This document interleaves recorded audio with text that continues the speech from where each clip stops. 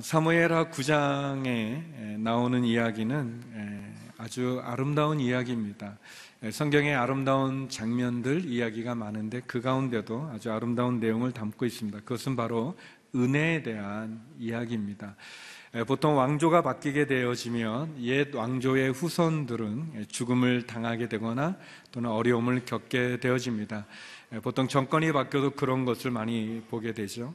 다윗은 사울 왕에 이어서 이스라엘의 왕이 되었습니다. 그는 예루살렘을 수도로 정하고 또 예루살렘을 정복하고, 그리고 블레셋과의 두 번의 전투에서도 승리를 거두었고 하나님의 법궤를 예루살렘으로 모셔왔으며, 그리고 주변의 나라들과의 전투에서도 모두 승리했습니다.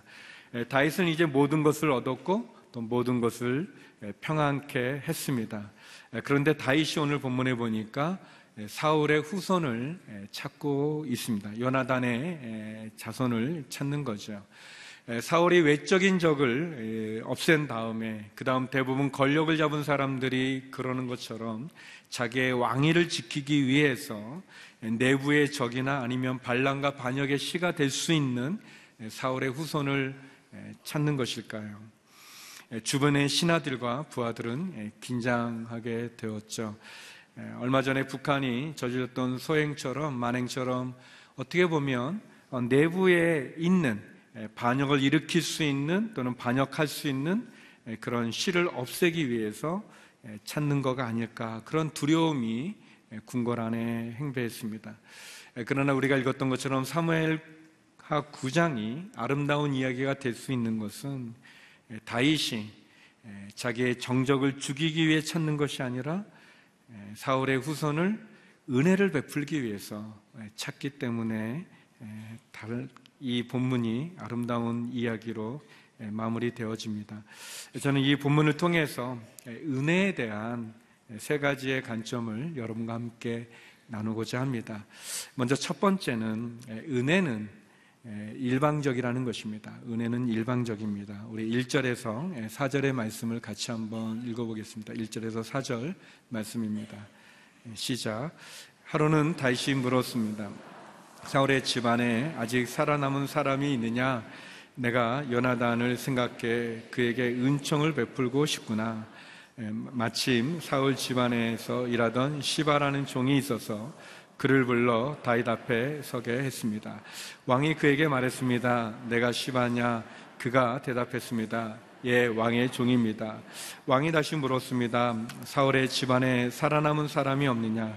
내가 하나님의 은총을 베풀려고 한다. 그러자 시바가 왕께 대답했습니다. 요나단의 아들이 아직 살아있기는 한데 다리를 쩔뚝입니다. 왕이 물었습니다. 그가 어디 있느냐? 시바가 대답했습니다. 지금 로드발 암멜의 아들 마길의 집에 있습니다. 다윗은 은혜를 베풀기 위해서 사울의 후손을 찾았습니다. 그래서 사울의 집안에서 일했던 시바라는 신하가 있었는데 그 신하가 불려오게 되죠. 왕은 묻습니다. 요나단의 아들 사울의 집안에 살아남은 사람이 있느냐라고 물을 때 시바는 이렇게 대답합니다. 요나단의 아들이 아직 살아있기는 합니다. 그렇지만 그는 다리를 쩔뚝입니다 라고 얘기하죠. 이 대답은 두 가지 의미가 있습니다. 한 가지는 만약 왕이 사울의 후손을 경계해서 그를 제거하려고 한다면 그는 그럴 가치가 있는 인물이 아닙니다. 그는 절뚝발이로 신체적인 결함을 가진 자로 왕의 경쟁자도 될 수 없고 죽일 만한 가치도 있지 않은 그런 인물입니다 라는 이야기고, 또 두 번째는 그렇기 때문에 그는 또 왕과 어울릴 만한 그런 사람도 되지 못합니다 라고 얘기합니다. 요나단의 아들은 경쟁자도 될 수 없고 또 같이 왕과 어울릴 만한 그런 인물도 되지 못한다는 그런 이야기입니다. 그러나 다윗은 그가 왜 불구가 되었는지, 또 그가 어떻게 심한 불구자인지, 얼마나 심한 불구자였는지를 묻지 않고 그가 지금 어디 있느냐를 묻습니다. 4절에 보면 시바는 왕에게 이렇게 얘기합니다. 그는 로드발 암멜의 아들 마길의 집에 있습니다 라고 얘기하죠. 이 로드발이라는 것은 로는 아니다라는 말이고 드발은 이제 목초지인데, 그러니까 로드발 하면은 이 목초지가 아니다, 그러니까 황무지에 있다라는 그런 뜻입니다. 요나단의 아들 무비보셋은 결국 황무지와 같은, 버려진 땅과 같은, 유배지 같은 그런 곳에 살고 있었습니다. 그는 피신해 있었던 거죠. 또 무비보셋의 이름의 뜻 자체도 지독한 치욕, 그가 부끄러움을 뿌린다라는 그런 이름입니다. 그는 그의 이름 그대로 그는 저주받은 것과 같은 수치스러운 그러한 인생을 살아갈 수밖에 없는 삶이었습니다. 그가 어린 시절 유모가 그를 안고 뛰어나다가 아버지 요나단과 할아버지 사울왕이 블레셋 전투에서 죽었다는 말을 듣고는 유모가 그를 데리고 도망가다가, 허겁지겁 도망가다가 넘어지는 바람에 그만 다리에 발목이 부러지는 그런 사고를 입은 거죠. 사무엘하 4장 4절인데 우리 같이 한번 읽어보겠습니다. 시작. 사울의 아들 요나단에게는 절름발이 아들이 하나 있는데 그의 이름은 무비보셋입니다. 사울과 요나단의 사망 소식이 이스라엘로부터 전해진 것은 무비보셋이 5살 때였는데 그때 유모가 그를 안고 너무 급하게 서두르는 바람에 그 아이를 떨어뜨려 그 아이가 절개됐습니다. 사울 가문에 남아있는 요나단의 유일한 아들인 무비보셋이 이 갑작스러운 도망 중에 끔찍한 사고로 그는 영구히 불구가 된, 그리고 그의 인생은 이제 로드발에 있어야 되는 황무지에 버려진 유배와 같은 삶을 살아가야 되는 그런 불행한 인생의 삶이었습니다. 어떻게 보면 이것은 무비보셋의 잘못은 아닙니다. 유모가 잘못한 것이고 또 그의 아버지나 할아버지가 전쟁 중에 죽은 일이죠. 그의 책임도 아니었습니다. 어떻게 보면 그는 희생자라고 말할 수 있어요. 그런데 이 무비보셋이 겪어야 되는 삶의 고통은, 삶의 치욕은, 삶의 아픔은, 상처는 오롯이 그의 몫이었습니다. 그의 책임도 아니고 그의 잘못도 아니었지만 그가 가야 되는 그 험한 사망의 골짜기는 그가 살아가야 되는 그의 하루하루였습니다. 성도 여러분, 은혜는 일방적입니다. 은혜라고 하는 것은 은혜 받을 자격이 없는, 그리고 은혜 받을 만한 일도 하지 않은, 그리고 그 받은 은혜를 되갚을 능력도 없는 사람에게 베풀어지는 사랑이라고 말할 수 있습니다. 우리가 은혜라고 얘기하는 것은 받을 자격이 없는 사람이 받았을 때 되갚을 능력이 없는 사람에게 그냥 베풀어 주는 사랑, 그것을 은혜라고 얘기하는 거죠. 무비보셋의 인생은, 무비보셋의 삶의 정황은 고통과 치욕과 불행으로 참으로 로드발 그 황무지에서 지내야 되는 인생이었지만 다윗은 그에게 은혜를 베푸는 거죠. 일방적인 은혜를 베푸는 거죠. 자격 없는 사람에게 베푸는 거죠. 되갚을 능력이 없는 인생에게 베푸는 거죠.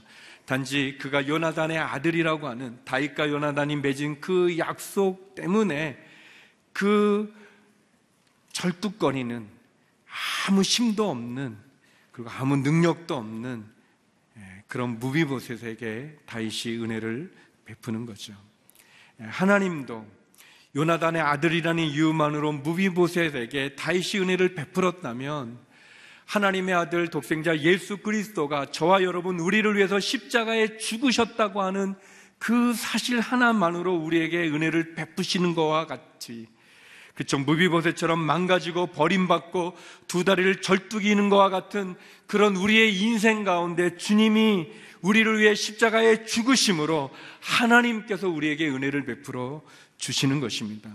하나님이 우리를 부르시는 그 은혜는 일방적입니다. 그 은혜는 우리가 어떤 되갚을 능력이 있어서도 아니고 우리가 그런 자격이나 조건이나 행위를 가졌기 때문이 아니라 예수님의 십자가의 사랑으로 우리에게 베풀으시는 하나님의 일방적인 은혜입니다. 그런데 두 번째, 그 은혜는 일방적으로 우리에게 주어지지만 두 번째, 은혜는 그러나 거저 주어지는 것은 아닙니다. 은혜는 거저 주어지는 것은 아니죠. 우리 5절에서 7절의 말씀을 같이 한번 읽어보겠습니다. 5절에서 7절입니다. 시작.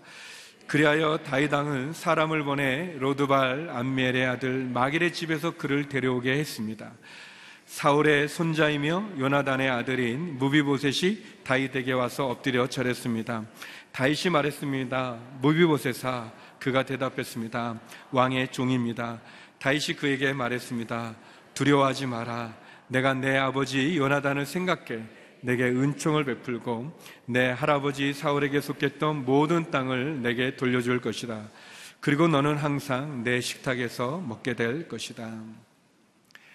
다윗 왕의 부름을 받은 무비보셋은 굉장히 두려웠습니다. 다윗의 군사가 그 로드발까지 찾아와서 그를 발견해 그를 예루살렘으로 호송해 갈 때 무비보셋의 마음에는 여러 감정들이 있었을 것입니다.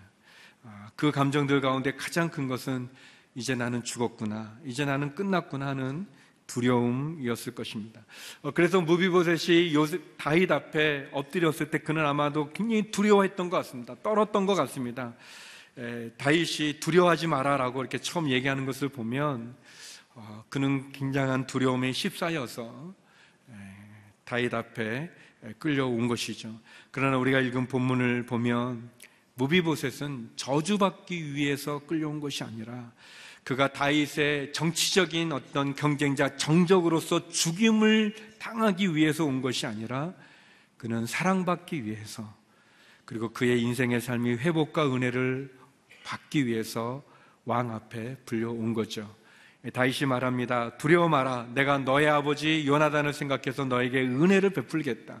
너의 할아버지 사울과 너의 아버지에 속했던 모든 재산들, 땅을 너에게 돌려줄 것이다. 그리고 너는 항상 나의 식탁에서, 왕의 식탁에서 먹게 될 것이다 라고 얘기합니다. 겁내지 마라, 두려워하지 마라. 그것이 무비보셋이 들었던 음성입니다. 무비보셋은 두려움 속에 죽을 것과 같은 그런 상황에 휩싸여서 왕 앞에 불려 나왔지만 왕은 그에게 두려워하지 말라고 얘기합니다. 그 음성은 구원의 음성이었습니다. 두려움과 죽음의 공포에서 구원을 이야기하는, 전혀 예상하지 못했던 그런 음성이었습니다. 마찬가지로 하나님은 저와 여러분에게 그런 음성을 들려주고 계십니다. 절망과 좌절과 그리고 낙심되는 상황 가운데 두려움 속에 있는 우리를 부르시는 하나님의 음성, 그 음성은 두려워하지 말라고 이야기합니다. 풍랑 가운데 제자들이 두려워 떨게 될 때 예수님이 그 갈릴리 바다를 걸어 제자들 가운데 오셨습니다. 제자들이 귀신이다라고 두려워 떨 때, 소리 지를 때 예수님이 말씀하십니다. 두려워하지 마라, 내니라 라고 얘기하시죠.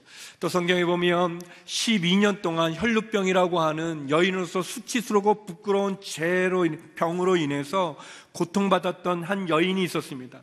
그는 그의 가진 재산을 많은 의사들에게 주었지만 도리어 그의 몸은 점점 아파만 가고 이제 희망도 사라져버린 그 여인, 재산도 다 사라져버린 이 여인이 감히 예수님 앞에 나가 자기를 고쳐달라고 말하지 못하고 무서워 두려워 예수님 몰래 뒤에서 예수님의 옷자락을 만졌습니다. 그때 그 여인은 자기의 몸의 병이 나은 것을 알게 되었는데 예수님이 돌아보면서 얘기하죠. 누가 내 옷을 만졌느냐라고 질문합니다. 이 여인은 큰 두려움 속에 무서워 떨며 예수님 앞에 엎드려 자초지종을 이야기하죠. 그때 주님이 이렇게 말씀하십니다. 딸아, 안심하라. 너의 믿음이 너를 구원했다. 다윗은 그렇게 무비보셋을 부르고 계시고 그를 지독한 치욕이라는 이름으로 부르는 것이 아니라 그의 아버지 요나단과 맺은 약속으로 무비보셋을 부르고 그에게 은혜를 주는 거죠. 마찬가지로 하나님 이 시간 저와 여러분을 부르시고 계십니다. 하나님, 은혜는 일방적으로 주어지는 거지만 거저 주어지지 않은 것처럼 어떻게 보면 무비보셋이 받은 그 은혜는 그의 아버지 요나단과 다윗이 맺은 약속 때문이죠.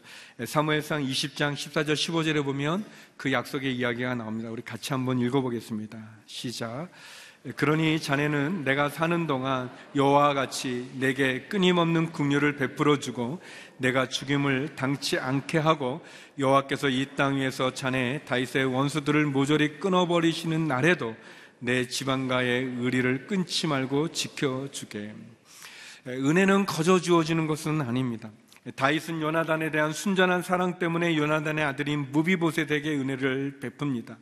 하나님도 하나님의 독생자 예수 그리스도에 대한 사랑과 그 예수님이 저와 여러분의 죄값을 대신 치르신 그 십자가를 믿는 우리들에게 은혜를 베풀어 주시는 것입니다.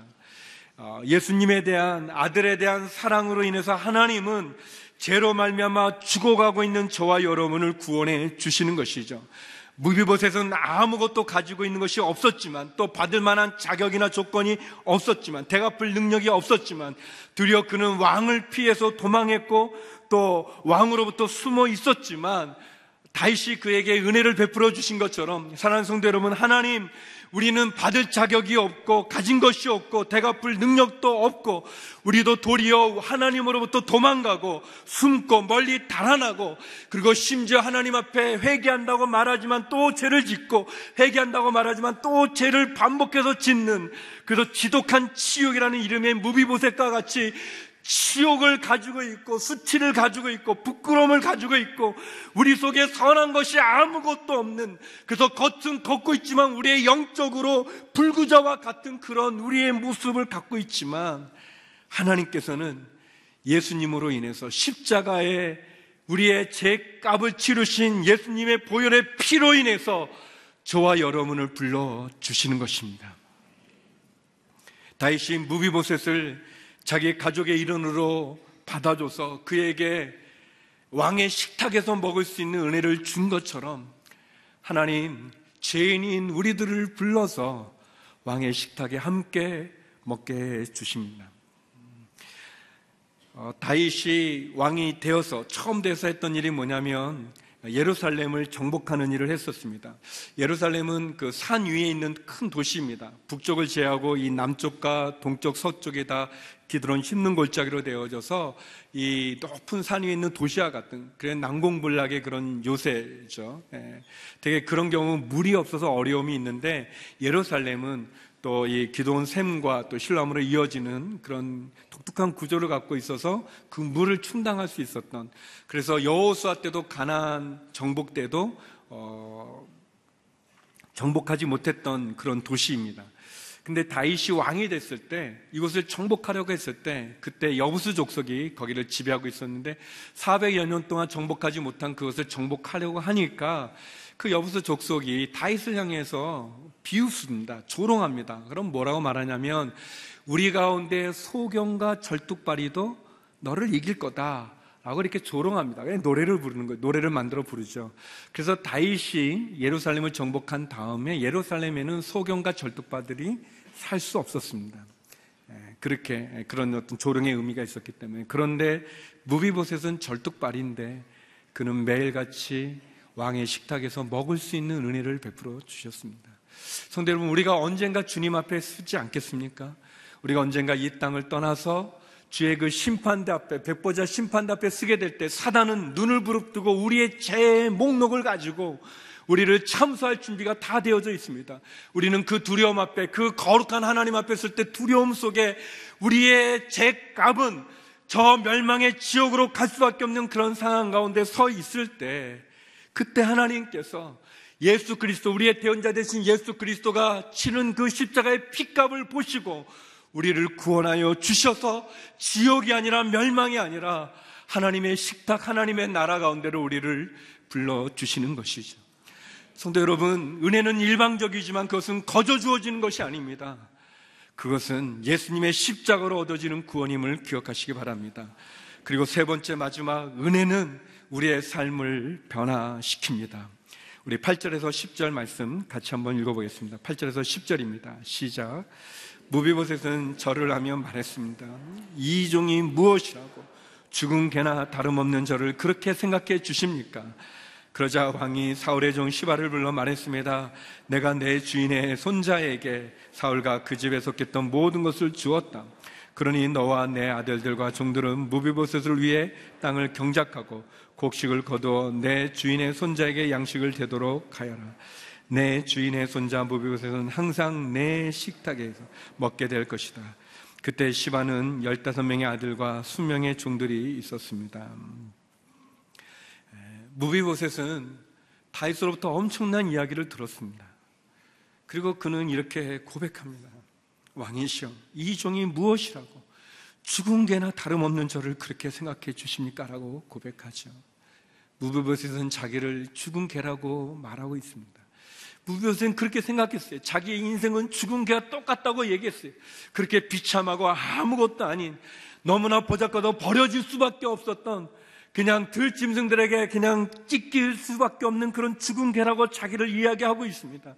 그런 죽은 개와 같은 자기에게 베풀어주는 왕의 그 은혜가 얼마나 큰지를 고백하죠. 사랑하는 성도 여러분, 우리도 사실 그렇지 않습니까? 우리도 사실 아무것도 아니지 않습니까? 우리도 어떻게 보면 죽은 개와 별 다를 바 없는 그런 인생이 아닙니까? 그런데 이런 우리를 위해서 그 고귀하고 그 거룩하신 예수님께서 십자가에 죽으시고 돌아가신 것입니다. 우리가 무엇이라고 하나님께서 친히 그 예수 그리스도가 인간의 몸을 입으셔 우리에게 오셔서 십자가에 죽으셔 우리를 용서하고 사랑하는 것입니까? 다윗은 무비보셋에게 먼저 손을 내밀어 그를 찾은 것처럼 하나님은 손을 내밀어 우리를 찾으신 것입니다. 주님은 우리에게 오신 것입니다. 다윗이 그 사울왕의 모든 재산을 다시 무비보셋에게 주어서 그의 삶을 변화시킨 것처럼, 그가 장애가 있고 절뚝거리고 다윗이 그렇게 싫어했던 절뚝이지만 그러나 그를 왕의 식탁에 매일 초청해 함께 식사했던 것처럼, 저와 여러분은 부족하고 부끄럽고 악진하는 죄인이지만 하나님이 우리에게 찾아오셨고 우리에게 손을 내밀어 주셨고, 예수님은 우리의 죄값을 십자가에 치르시고, 그래서 우리를 어둠에서 빛으로, 가난에서 부유함으로, 우리가 가진 인생의 상처와 아픔과 저주에서 치유와 회복과 은혜로 우리의 삶을 변화시켜 주시는 분이십니다. 그것이 은혜이죠. 성경은 우리에게 이러한 은혜가 어떻게 일어났는가? 요한복음 1장 12절에서 이렇게 이야기하십니다. 우리가 잘 아는 말씀인데 같이 한번 읽어보겠습니다. 시작. 그러나 그분을 영접한 사람들, 곧 그분의 이름을 믿는 사람들에게는 하나님의 자녀가 될 권세를 주셨습니다. 그렇습니다. 영접하는 자, 예수님의 이름을 믿는 그 모든 사람들은 자녀가 되는 권세를 주신 것입니다. 다윗이 무비보셋에게 베푼 더 큰 그 은혜와 사랑이 여기 있습니다. 바로 십자가를 통해서 우리의 인생을 역전시키는 하나님의 은혜입니다. 우리가 예수님을 통해서, 십자가를 통해서 우리의 삶이 바뀌어지는 그 은혜와 그 은혜가 저와 여러분 가운데 있기를 주의 이름으로 축원합니다. 스튜어트 홀트라는 그런 사람이 있었습니다. 이 사람이 자기의 별장을 새롭게 단장을 깨끗이 했는데, 근데 어떤 실수에 의해서, 누군가에 의해서 그 벽에, 하얀 벽에 음료수가 뿌려지게 되고 그 얼룩이 지게 되었습니다. 별장에 옥에 티가 되었었어요. 그런데 어느 날 영국의 유명한 화가였던 이 풍경화를 그리고 이 야생 동물들과 야생화를 많이 그렸던 에든 랜드시어라는 그런 경이 손님으로 이 집에 묵게 되었습니다.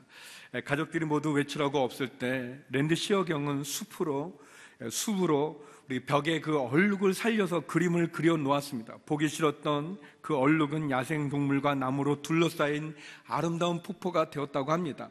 초원의 생활이라고 하는 그런 이름으로 기억될 만한 명화가 되어진 거죠. 사랑하는 성도 여러분, 여러분의 이름은 무엇입니까? 무비보셋의 이름은 지독한 치욕이었죠. 그러나 다윗이 그를 불렀을 때 그는 더 이상 지독한 치욕이 아니라 사랑받기 위해 존재하는 왕의 가족이 되었습니다. 그의 이름이 아니라 다윗과 요나단이 맺은 약속에 의해서 은혜의 자녀가 된 거죠. 사랑하는 성도 여러분, 저와 여러분도 마찬가지입니다. 하나님은 우리의 이름에 의해서가 아니라, 우리의 조건이나 우리의 족보에 의해서가 아니라 예수님의 십자가를 믿는 믿음으로 우리를 하나님의 자녀가 되고 은혜의 자녀로 우리를 삼아 주셨습니다. 우리 인생에 그려진 얼룩들과 상처들과 아픔들과 고통들과 절망들과 실패와 수치들을 예수님의 십자가로 인해서 새로운 작품으로 하나님은 거듭나게 해 주시는 것입니다. 새로운 신분과 새로운 인생으로 우리를 바꿔 주시는 거죠. 우리가 많이 부르는 노래 가운데 당신은 사랑받기 위해 태어난 사람이라는 노래가 있습니다. 우리는 부족할 수 있지만, 우리의 삶이 얼룩이 묻은 하얀 벽일 수 있지만, 하나님은 그런 우리의 삶을 변화시켜서 우리를 사랑받기 위해 존재하는 인생의 삶으로 우리를 불러주십니다. 우리의 자격이나 조건이 아니라 하나님의 사랑과 은혜로 그 약속으로 우리를 불러주시는 거죠. 하나님의 은혜는 일방적입니다. 그리고 그 은혜는 거저 주어지는 것이 아닙니다. 그리고 그 은혜는 우리의 삶을 변화시키실 것입니다. 그 은혜를 붙잡고 이 한 주간도 승리하는 저와 여러분 되기를 주의 이름으로 축원합니다. 기도하시겠습니다. 거룩하신 아버지 하나님, 그 하나님의 그 은혜를 사모합니다. 그 은혜로 우리를 구원하여 주시고 우리를 부르시고 우리를 변화시키는 그 하나님의 그 사랑 앞에, 그 은혜 앞에 엎드립니다. 십자가를 바라보며 이번 한 주간도 승리하는 저희 모두가 되게 하여 주시옵소서. 예수님 이름으로 기도드립니다. 아멘. 온몸으로 예수를 보여주고 싶었던, 천천히 평온하게 살고 싶었던 한 사람. 서서평.